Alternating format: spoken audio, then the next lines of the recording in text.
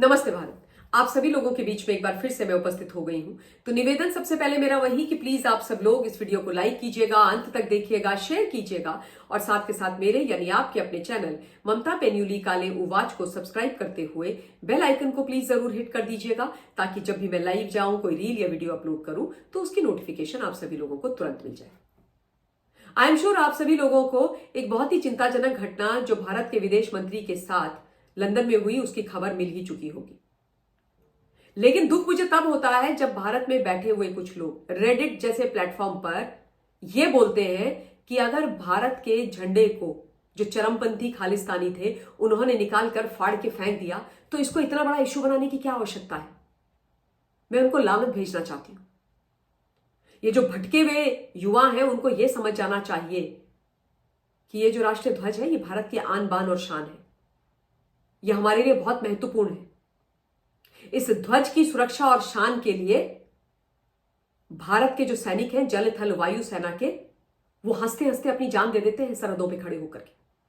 तिरंगे में लिपट करके वापस आना वो अपना सम्मान समझते हैं और ये जान जो वो देते हैं वो मेरे साथ साथ ये जो लोग कह रहे हैं ना आज कि अगर तिरंगा उखाड़ करके फेंक दिया, फाड़ के फेंक दिया तो क्या हुआ, उनकी सुरक्षा के लिए भी देते हैं।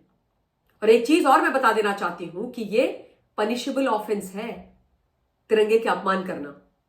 राष्ट्रीय गौरव अपमान निवारण अधिनियम 1971 की धारा 2 के तहत यदि कोई भी व्यक्ति भारत के ध्वज का अपमान करता है तो उसको 3 साल की सजा होती है, जेल होती है, या फिर जुर्माना होता है, या दोनों सजाएं दी जा सकती हैं।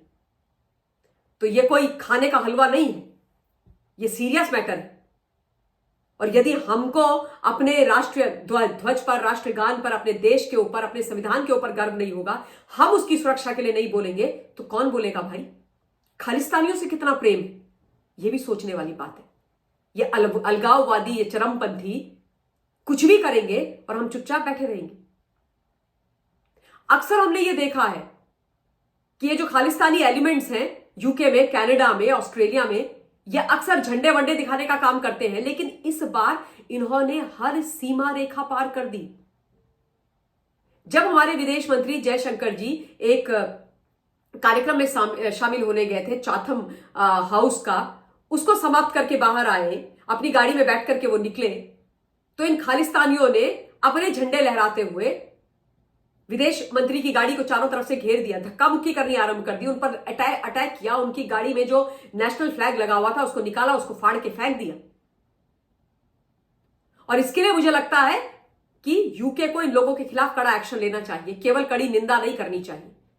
यूके ने यह बोला है कि हम चाथम हाउस के बाहर कल हुई घटना की कड़ी निंदा करते हैं, जो यूके दौरे पर आए विदेश मामलों के मंत्री की यात्रा के दौरान हुई।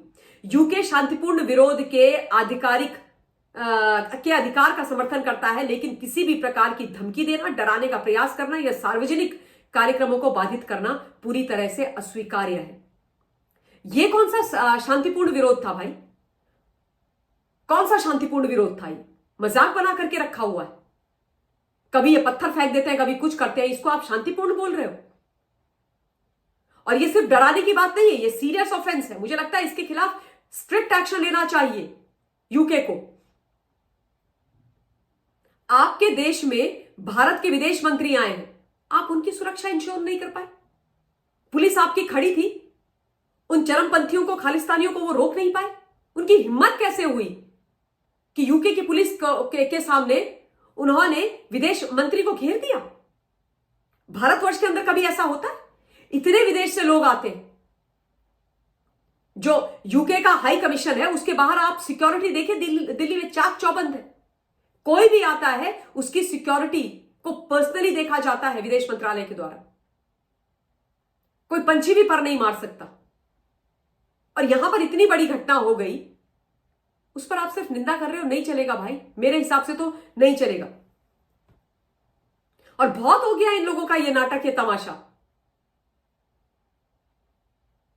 इन लोगों को बहुत तकलीफ होती है जब भारत विश्व स्तर पर अपना झंडा, अपना डंका बजाता और फहराता है। जयशंकर जी ने जो बात बोली थी चाथम हाउस के उस कॉन्वर्सेशन के दौरान, उससे भी बड़े मीर जाफरों के पीठ में दर्द हो गया, क्योंकि एक पाकिस्तानी पत्रकार था, उसने खड़े होकर के उनसे जेएनके के बारे में पूछ लिया प्रश्न कि आप उसको कैसे रिजॉल्व करोगे। तो बहुत बढ़िया सटीक जवाब जयशंकर जी ने दिया, जैसे वो देते हैं। उन्होंने बोला कि भैया हमने धारा 370 हटा दी, 35A हटा दी, है ना, उसके बाद हमने वहां पर डेवलपमेंट के काम कर दिए, शांति बहाल कर दी, उसके बाद हमने वहां पर चुनाव करवा दिए, और चुनाव भी ऐसे कराए कि मैसिव वोटर टर्नआउट रहा, शांतिपूर्ण तरीके से चुनाव करवाए। और उसके बाद उन्होंने बोला कि हमारा पीओके है, पाकिस्तान ऑक्यूपाइड कश्मीर, वो किसी ने चुरा लिया है, जब हम उसको वापस ले लेंगे तो ये जो मसला है ये पूर्णतया समाप्त हो जाएगा, हल हो जाएगा।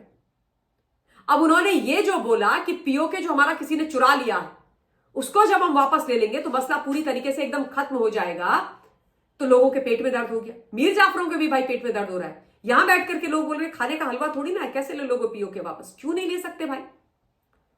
कभी किसी ने सोचा था कि धारा 370 और 35A हटेंगी? किस प्रकार के बयान दिए जाते थे, ओवर माई डेड बॉडी, खून की नदियां बह जाएंगी मोदी जी अगर धारा 370 और 35A हटाओगे। हट गई और कोई खून की नदी नहीं बही, क्योंकि मोदी जी हैं तो मुमकिन है। हमारा मुकुटमणि है वो, अभी उसका एक छोटा सा हिस्सा हमसे अलग है, वो भी वापस आएगा पीओके। तो अगर धारा 370 35A संभव है तो पीओके भी संभव है। समय की बात है, कैसे करना है वो सरकार और जो हमारी सेनाएं हैं, जल थल वायु सेना, वो मिल करके डिसाइड करके करेंगे। और इस प्रकार की जो चीजें हैं वो मीडिया हाउसेस में बैठ करके, डिबेट में डिस्कशन करके, हीटेड आर्ग्यूमेंट करके, किसी पाकिस्तानी पत्रकार के प्रश्न पूछने के बाद हल नहीं होती है। और प्रधानमंत्री जी ऐसे काम भी नहीं करते हैं। This is not his style. वो जो करते हैं वो करते हैं।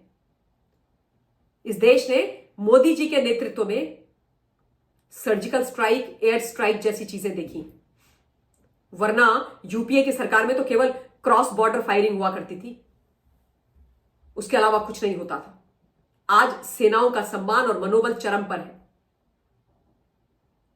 तो ये सारी बातें जब सुनते हैं ना, Khalistani, Mir Jafar, ecosystem, tool kit gang, तो उनको बड़ी तकलीफ होती, क्योंकि भारत को बढ़ता हुआ, भारत का विकास, भारत की उन्नति, भारत की शांति, भारत के पक्ष में कड़े डिसीजंस लेते हुए जो सरकार है, जो प्रधानमंत्री है, वो उनके आंख की किरकिरी बने रहते हैं, उनसे देखा नहीं जाता है।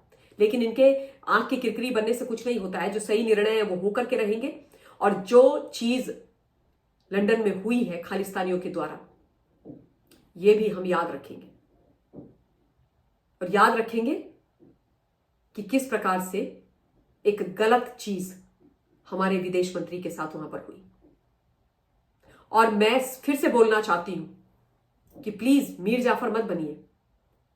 अपने राष्ट्रध्वज का, अपने संविधान का, अपने राष्ट्रगान का सम्मान करना सीखिए, उसकी सुरक्षा करना सीखिए। और अगर इनका कोई अपमान करता है तो उसके पक्ष में, उसके हित में खड़ा होना सीखिए। ये देश आपका है, इस देश ने आपको सब कुछ दिया है। इतने एहसान फरामोश मत होइए। ये सिर्फ उन लोगों के लिए बोल रही हूं जो गलत टिप्पणी करते हैं, और वो 0.1% लोग हैं। लेकिन उनको भी बोलना जरूरी है, क्योंकि मैं जानती हूं कि ये विषय उन तक भी पहुंचते हैं। इन्हीं शब्दों के साथ इस वीडियो के लिए इतना ही। बहुत बहुत धन्यवाद। जय हिंद।